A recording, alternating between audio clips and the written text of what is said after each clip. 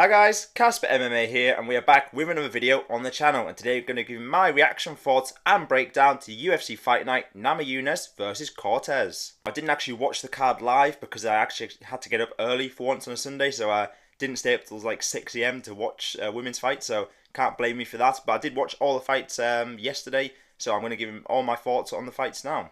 So to start things off, we had Evan Elder versus Darius Flowers, and honestly, it was a pretty decent opening fight. Like first round, they both just came out to fight. They were both just swinging. There was takedowns. They're getting back up. A lot was happening.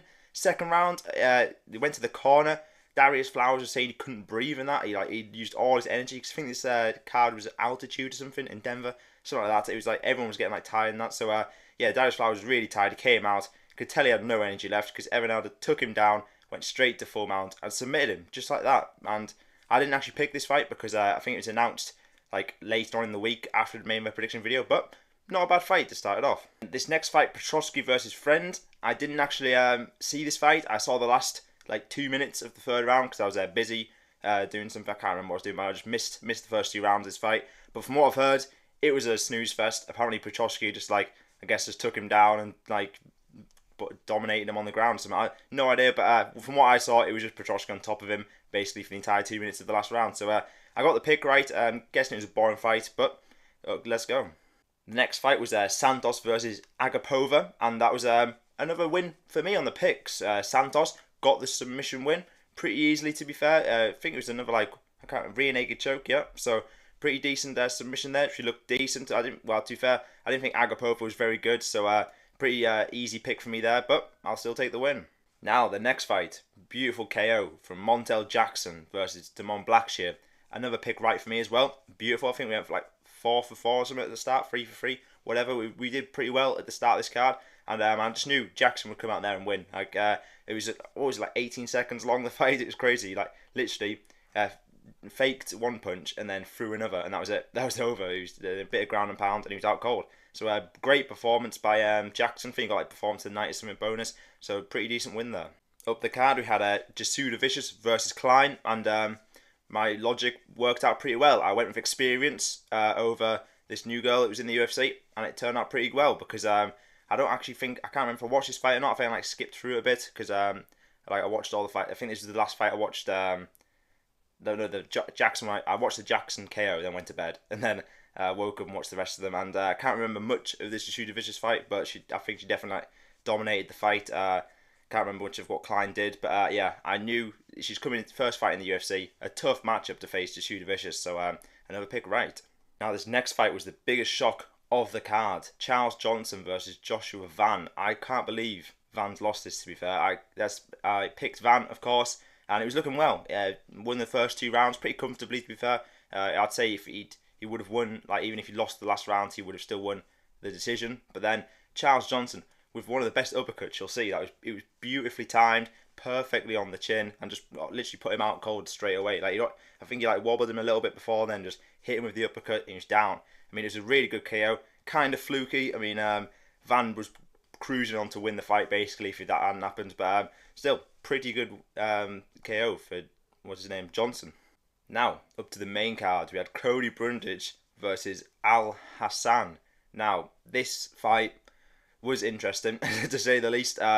Cody Brundage is scamming a living in the UFC. I don't know how he's still here. He's like, if he gets another fight, man, just cut him, please, cut this guy. But I picked him to win. We didn't lose the pick at least because it was a no contest. I was actually, as much as I wanted the fight to continue. When he went down, I was hoping for a DQ win just so the pick won because I was thinking, oh, this is great. He's going to get another DQ win because he got a DQ versus someone else, Malkoon, for elbows to the back of the head as well. So this guy, I don't know how he's doing it. There's always something happens in his fights. Like he really got that slam KO. I swear he's the most lucky guy in the world, Cody Brundage. But yeah, they were deemed accidental elbows by Al Hassan, so we've got a rule no contest. So it's what it is. My Brundage pick, we'll never know if it's going to come in. I'll say it might have come in because Al Hassan's a first round fighter, and he looked really good for the first 30 seconds, however long it lasted, and he literally, I swear, Cody Brundage was almost out, if I'm being honest. But yep, no contest, we're moving on. Now, moving up to my best pick of the card, my best underdog, Julian Erosa versus Christian Rodriguez. I just knew it. I just knew. Julian Erosa won by with submission, guillotine. It was beautiful, to be fair. I've been saying Rodriguez isn't that great, and it's like he's missing weight against these like prospects like Simon and Rosas, and he's like because he's older than them and stuff. He's just winning, but I don't think he's that great. I was just waiting for somebody to do what Arosa did and just please finish him or something, and he did. Got the submission win. His odds were like 2-1 or something, 3-1. If you got on that underdog pick, hit that like button down below. It's a beautiful pick from me, and I'll take it. Next up on the main card, we had Gabriel Bonfim versus Angel Lusa, and a comfortable win for Bonfim. Not much happened in the fight, really. It was not exciting at all. Quite boring, to be honest. I was hoping for I was expecting a Bonfim submission, because he's had so many of them in his career. But after he got knocked out in the last one, I guess it just wasn't working for him, because he just kind of sailed towards a decision. Lusa's is not great. So yeah, another win for Bonfim and another pick right for me. Now, up to the next fight, the fight of the night. Drew Dober versus Gene Silva. Now, this was such a good fight, man. I wasn't expecting Gene Silva to look this good on 2 weeks' notice. I think he has 14 days between the two last fights he's been on. Well, I think he's back-to-back fight cards, but 2 weeks apart.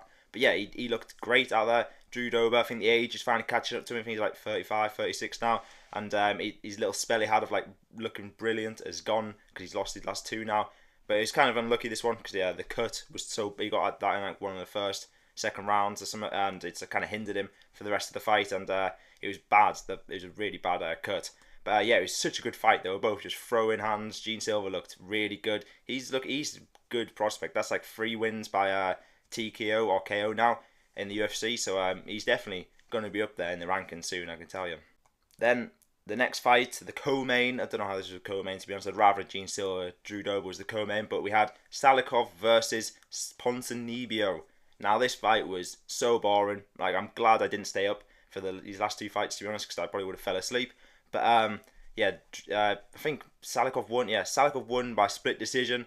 I mean, I'm pretty sure Ponzinibbio could have won, to be honest. It was either way. It was. I didn't really. It was no one could have. I don't think it was a robbery really, because it was just not much really happened, if we're being honest. Muslim Salikov did look pretty decent in the first couple of rounds, but yeah, 2 just old guys fighting. I think it's welterweight or something.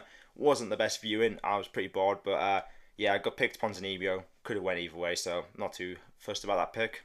Now, the main event, Namajunas versus Cortez. It went the way I expected. Namajunas by decision, and yeah, pretty dominant win, to be honest. I think she knocked Cortez down as well at some point. I saw she knocked her lashes off. Why was Cortez wearing lash extensions in the fight? That's kind of crazy. She cares more about her looks than actually fighting, apparently. But yeah, Namajunas way too skilled for Cortez. We knew that coming into this, and another win for Namajunas. I mean, she is pretty decent, and another win for me. I'll take it. So we finished the night with 7 wins, 3 losses. In profit, at least, probably with the underdog pick of Arosa, kind of carried the picks, to be honest, pretty decent. And yeah, not too bad of a fight card. To be honest, the prelims were better than the main card, apart from the Drew Dober fight. If that was on the prelims, and the prelims would just slapped hard. But yeah, not too bad. I'm not looking forward to next week's fight card. Luckily, I'm in Greece, so I don't have to watch it, because I do not want to see Jan Drew Dober headlining a UFC fight card.